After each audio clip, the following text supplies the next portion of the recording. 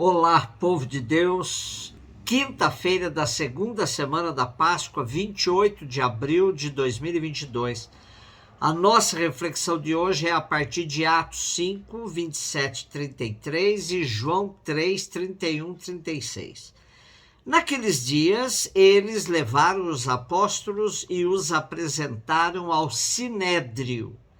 O sumo sacerdote começou a interrogá-los, dizendo: nós tínhamos proibido expressamente que vós ensinasseis em nome de Jesus. Apesar disso, enchestes a cidade de Jerusalém com a vossa doutrina. E ainda nos quereis tornar responsáveis pela morte desse homem. Então Pedro e os outros apóstolos responderam: é preciso obedecer a Deus antes que aos homens. O Deus de nossos pais ressuscitou Jesus, a quem vós matastes, pregando-o numa cruz. Deus, por seu poder, o exaltou, tornando-o guia supremo e salvador para dar ao povo de Israel a conversão e o perdão de seus pecados. E disso somos testemunhas, nós e o Espírito Santo, que Deus concedeu àqueles que lhe obedecem. Quando ouviram isso, ficaram furiosos e queriam matá-los. Temos no texto de hoje a questão do Sinédrio. O Sinédrio era o tribunal religioso judaico, nascido por volta do século IV a.C. e que vemos atuar no tempo de Jesus e dos apóstolos, com algumas mudanças. Os membros do Sinédrio governavam e julgavam o povo judeu de acordo com a lei de Moisés e as tradições judaicas. Jesus foi julgado pelo Sinédrio antes de ser crucificado. O Sinédrio era composto por 71 líderes da elite judaica, sobretudo por saduceus. Eles se reuniam em Jerusalém para tomar decisões e julgar crimes religiosos.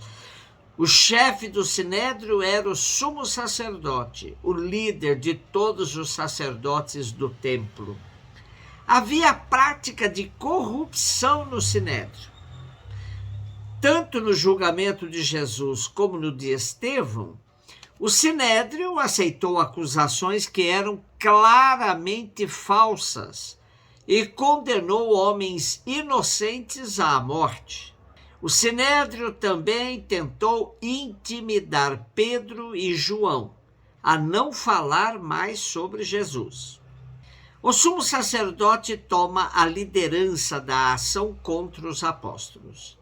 Com ele está o seu partido, os saduceus, o partido sacerdotal que defende os privilégios da casta sacerdotal.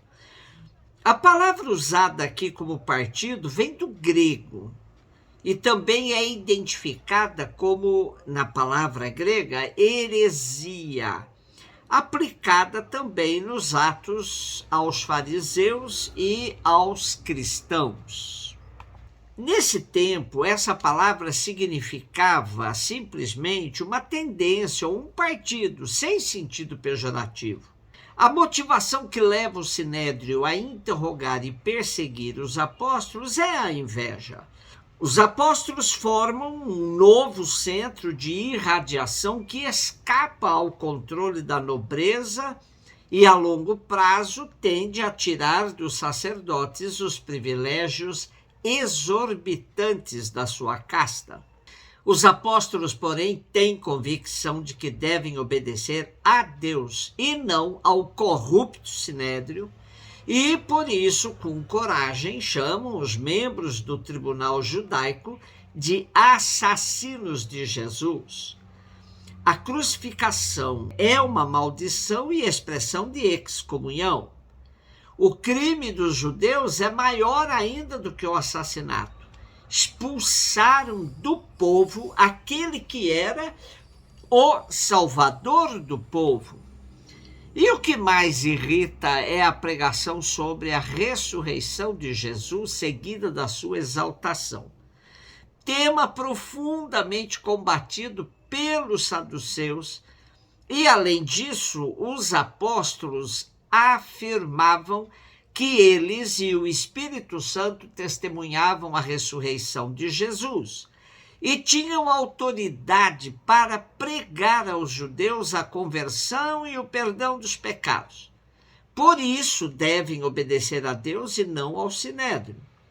O fim desse depoimento resultava na vontade das autoridades judaicas de matar os apóstolos. João 3, 31, 36. Aquele que vem do alto está acima de todos. O que é da terra pertence à terra, fala das coisas da terra. Aquele que vem do céu está acima de todos. Dá testemunho daquilo que viu e ouviu, mas ninguém aceita o seu testemunho. Quem aceita o seu testemunho atesta que Deus é verdadeiro.